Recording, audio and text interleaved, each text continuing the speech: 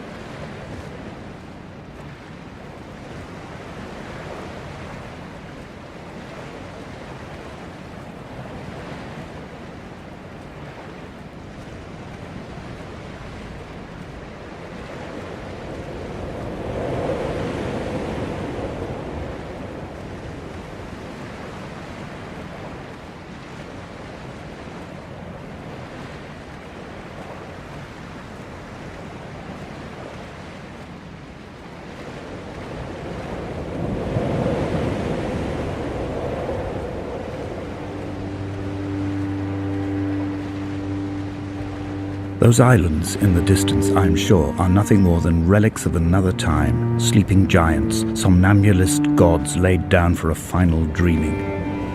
I wash the sand from my lips and grip my wrist ever more tightly. My shaking arms will not support my fading diaries.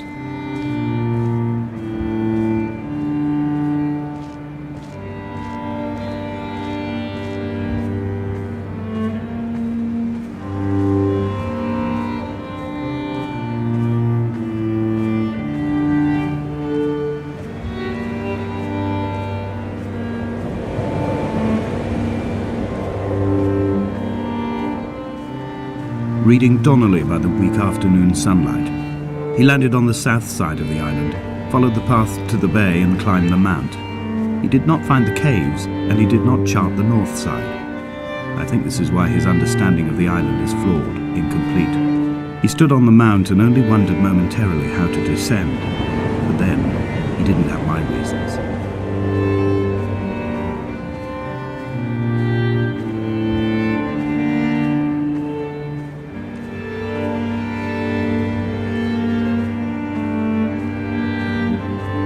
When someone had died or was dying, or was so ill they gave up what little hope they could sacrifice, they cut parallel lines into the cliff, exposing the white chalk beneath. You could see them from the mainland or the fishing boat, and know to send aid or impose a cordon of protection, and wait a generation until whatever pestilence stalked the cliff paths died along with its hosts. My lines are just for this. Keep any would-be rescuers at bay. The infection is not simply of the flesh.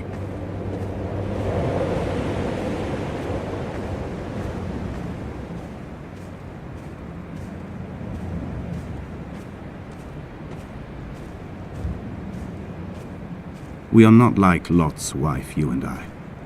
We feel no particular need to turn back. There's nothing to be seen if we did. No tired old man parting the cliffs with his arms. No gifts or Bibles laid out on the sand for the taking. No tides turning or the shrieking gulls overhead.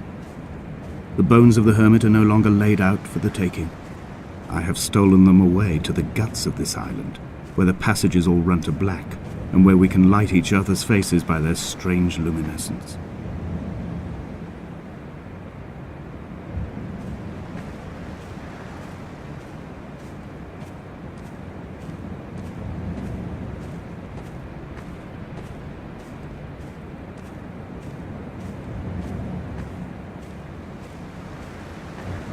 Dear Esther, I met Paul.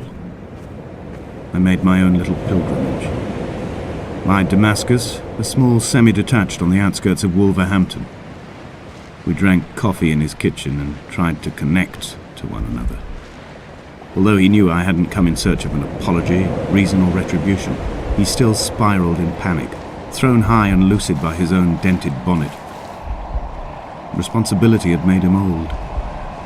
Like us, he'd already passed beyond any conceivable boundary of life.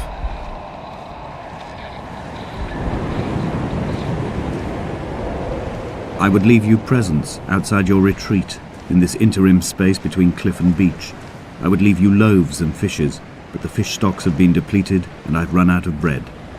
I would row you back to your homeland in a bottomless boat, but I fear we would both be driven mad by the chatter of the sea creatures.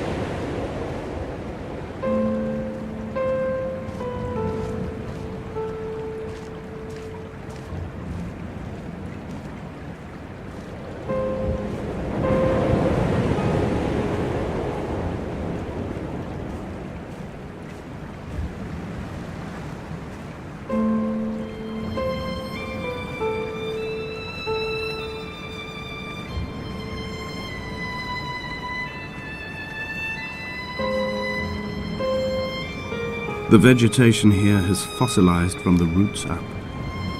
To think they once grazed animals here, the remnants of occupation being evidence to that. It is all sick to death. The water is too polluted for the fish, the sky is too thin for the birds, and the soil is cut with the bones of hermits and shepherds.